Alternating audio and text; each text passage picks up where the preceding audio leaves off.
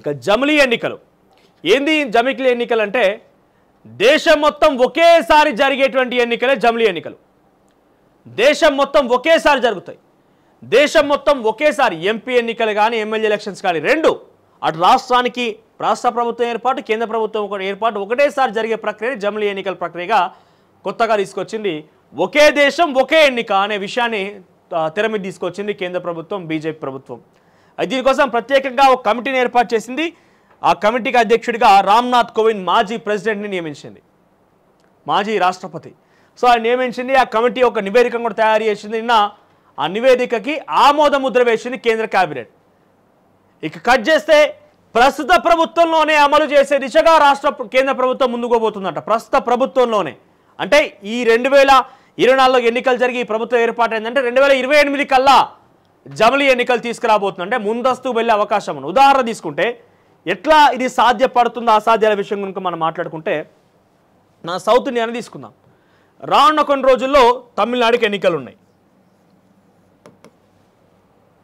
ఆ తర్వాత మొన్ననే కర్ణాటక ఎన్నికలు అయిపోయినాయి. ఆ తర్వాత మొన్న తెలంగాణ ఎన్నికలు అయినాయి.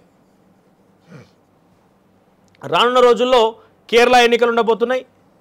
ఆంధ్రప్రదేశ్ ఎన్నికలు మొన్ననే అయిపోయినాయి. అంటే ఒకేసారి రాష్ట్ర ఎన్నికలు జరగలే. కర్ణాటక రాష్ట్రానికి సంబంధించిన ఎన్నికలు ఒకసారి జరిగినాయి, తమిళనాడు రాష్ట్రానికి ఒకసారి జరిగినాయి, తెలంగాణ ఒకసారి జరిగింది, కేరళ ఒకసారి జరిగింది, ఆంధ్రప్రదేశ్ ఒకసారి జరిగింది. అంటే ఇవన్నీ కలిసికట్టుగా ఒకేసారి ఒకే సమయంలో ఎన్నికలు జరగలేదు.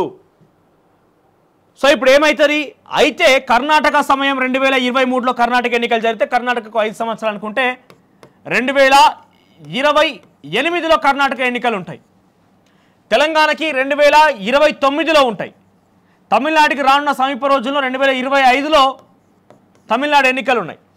తర్వాత కేరళకు సంబంధించి కూడా 2025 అనుకుంటా, బహుశా ఎగ్జాక్ట్ కాదు, ఎస్టిమేషన్. ఇక ఆంధ్రప్రదేశ్ విషయానికి వస్తే 2029లో ఉంటాయి ఎన్నికలు. అంటే ఇవన్నీ ఎన్నికల్ని ఒకే సమయంలో జరపాలన్నప్పుడు ఏ రాష్ట్రాలు ముందస్తు పోవాలి? తెలంగాణకు ముందస్తు పోవాల్సి ఉంటుంది, తమిళనాడుకు ముందస్తు పోవాల్సి ఉంటుంది. అంటే అన్నీ ఒకేసారి జరగాలన్నప్పుడు అడ్జస్ట్మెంట్స్ చేస్తారు. ఈ అడ్జస్ట్మెంట్లో ఏమవుతుందంటే ముందస్తుకు వెళ్ళే అవకాశం ఉంటుంది.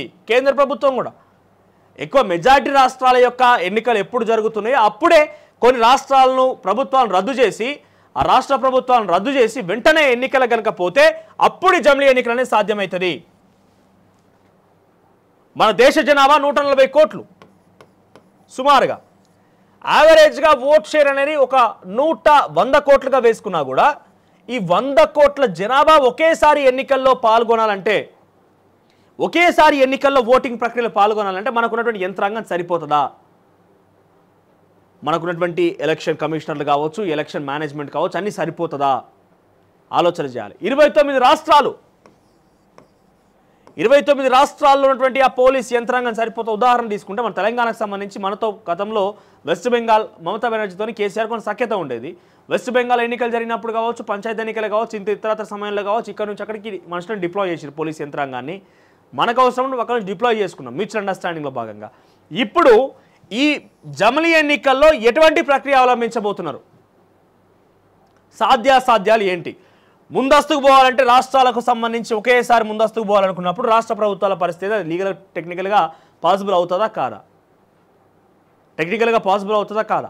జమిలీ ఎన్నికలు 29 రాష్ట్రాలకు ఒకేసారి ఎన్నికలు జరగాలనుకున్నప్పుడు సమయంలో యంత్రాంగం సరిపోతుందా లేదా?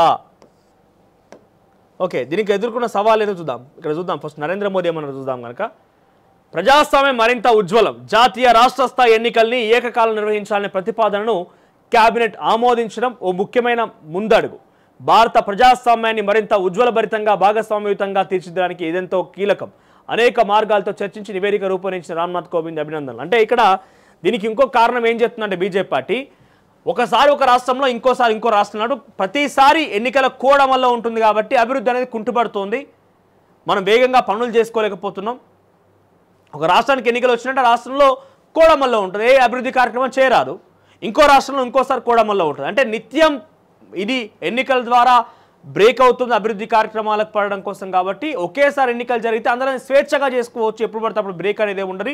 ఒకే రోజు ఈ బ్రేక్ ఉంటుంది. ఒకేసారి రాష్ట్రం దేశం అంతా సైలెంట్ అయిపోతే ఒకేసారి ఎన్నికల రిజల్ట్స్ వస్తాయి అన్నట్టుగా బీజేపీ ఇంకో మాటగా చెప్తున్నది. సో దీనికి సవాళ్ళు ఏముంటాయి అని చూస్తే కనుక ఒకేసారి ఎన్నికలు సాధ్యమేనా? దానికి 6 రాజ్యాంగ సవరణలు చేయాలి, సగం రాష్ట్రాల ఆమోదం కావాలి. చూద్దాం ఇక్కడ. ప్రతిపాదనపై విపక్ష పెనవి విరుపు స్వాగతించిన ఎన్డీఏ. జమిలీ ఎన్నికల ప్రతిపాదనపై విపక్షాలు మండిపడుతున్నాయి. అసలు ఇది ఆచరణ సాధ్యమే కాదని తెగేసి చెబుతున్నాయి.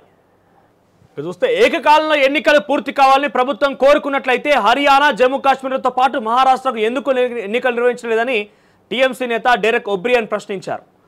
ఇక 3 రాష్ట్రాలకే ఒకసారి ఎన్నికలు నిర్వహించలేని వారు యావత్ దేశానికి ఒకేసారి చేస్తామని చెప్పడం విడ్డూరంగా ఉందన్నారు.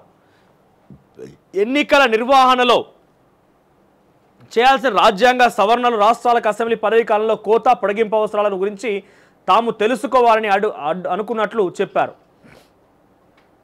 అత్యంత అవివేక నిర్ణయం అట. ఏకకాల ఎన్నికల నిర్వహణకు అత్యంత అవివేకమైన నిర్ణయం. రాజ్యాంగ మూల స్వరూపానికి సమైక్యతత్వ భరోసాలకు విరుద్ధంగా ఈ ఆలోచన ఉందని చెప్పి ఏఐసిసి ప్రధాన కార్యదర్శి జయరాం రమేష్ అంటున్నాడు. సో కొన్ని సవాళ్ళు అయితే ఎదుర్కోవాల్సి ఉంటుందట. ఎవరెవరు ఏ రకంగా మాట్లాడుతున్న విషయం అయితే ఇక్కడ చాలా క్లియర్గా ఉన్నది. సో సవాళ్ళు ఏంటిది, 6 సవాళ్ళు అనేది చూడాలి మరి. సో 6 సవరణలు చేయాలంట. రాజ్యాంగంలో 6 సవరణలు చేయాలంట. తర్వాత సగం రాష్ట్రాల ఆమోదం కావాలంట. సో ఇప్పటికి 29 రాష్ట్రాలు అంటే సుమారుగా ఒక 15-20 రాష్ట్రాల 15 నుంచి 16 రాష్ట్రాల మద్దతు మాత్రం బీజేపీ ప్రభుత్వానికి కావాలి. మరి ఉన్నటువంటి రాష్ట్రాల్లో 15-16 ప్రభుత్వాలు అంటే వాళ్ళ అయితే ఏకపక్షంగా అయితే లేవు. మరి కలయుకంగా ఎన్డీఏ కూటమిలో అంటే అది వచ్చే అవకాశం ఉంటుంది. ఇక జమిలీకి దిశ రామ్నాథ్ కోవింద్ కమిటీ 10 కీలక సూచనలు. జమిలీ ఎన్నికల కోసం ప్రభుత్వం ఒక ప్రత్యేక న్యాయ రక్షణ యంత్రాంగాన్ని ఏర్పాటు చేయాలి. తొలి దశలో లోక్సభ అసెంబ్లీలకు ఎన్నికలు నిర్వహించాలి. రెండో దశలో కార్పొరేషన్లకు, మున్సిపాలిటీలకు, గ్రామ పంచాయతీ ఎన్నికలు జరపాలి. ఇవి లోక్సభ అసెంబ్లీ ఎన్నికలు జరిగిన 100 రోజుల్లోగా పూర్తి కావాలి. అంటే ఒక సంవత్సరం మొత్తం ఎలక్షన్స్కే పోతుంది. ఇక ఏకకాల ఎన్నికల కోసం లోక్సభ తొలిసారి సమావేశమైన తేదీని అపాయింటెడ్ డేట్గా రాష్ట్రపతి గుర్తించాలి. అంటే తొలిసారి లోక్సభ సమావేశం ఎప్పుడైతే ప్రారంభమవుతుందో ఆ రోజుని ఒక డేట్గా గుర్తించాలంట. అపాయింటెడ్ డే ఆధారంగా అసెంబ్లీల పదవీ కాలాన్ని గుర్తించాలి. హంగ్ సభలు ఏర్పాటైనప్పుడు కానీ, అవిశ్వాస తీర్మానాలు జరిగినప్పుడు కానీ లోక్సభకు తాజా ఎన్నికలు నిర్వహించాలి. మళ్ళీ ఎన్నికలు నిర్వహించాలంట. లోక్సభకు మధ్యంతర ఎన్నికలు నిర్వహించాల్సి వస్తే 5 ఏళ్లలో మిగిలిపోయిన కాలానికి ఆ సభ కొనసాగేలా చూడాలి. అసెంబ్లీలు రద్దయిన లోక్సభ పదవీ కాలంతో పాటు మిగిలిన కాలానికి అవి కొనసాగాలి. రాష్ట్ర ఎన్నికల సంఘాలతో కలిసి ఒకే ఫోటో గుర్తింపు కార్డును కేంద్ర ఎన్నికల సంఘం జారీ చేయాలి. ఎన్నికల సామాగ్రి, ఈవీఎంలు, వివిప్యాట్, పోలింగ్ సిబ్బంది సమకూర్చుకోవడంపై ఎన్నికల సంఘం ముందస్తు ఏర్పాట్లు చేసుకోవాలి. ఇవన్నీ ఉంటే కానీ జమిలీ ఎన్నికలు సాధ్యం కావు. ఇక్కడ చాలా కీలకంగా చూడండి. హంగు సభలు ఏర్పాటైనప్పుడు కానీ, అవిశ్వాస తీర్మానాలప్పుడు కానీ లోక్సభకు తాజా ఎన్నికలు నిర్వహించాలి. అంటే ఏమన్నా కానీ మళ్ళా ఎన్నికలు నిర్వహించాలి. ఎంత పెద్ద ప్రాసెస్, అంత సాధ్యపడే విషయం అయితే కాదు. కానీ ఈ ప్రభుత్వంలోనే మేము అమలు చేస్తామని చెప్పి వాళ్ళు చెప్పుకొస్తున్నారు. అసలైన తొలి వెలుగు. ఫాలో వాట్సాప్ @తొలి వెలుగు official.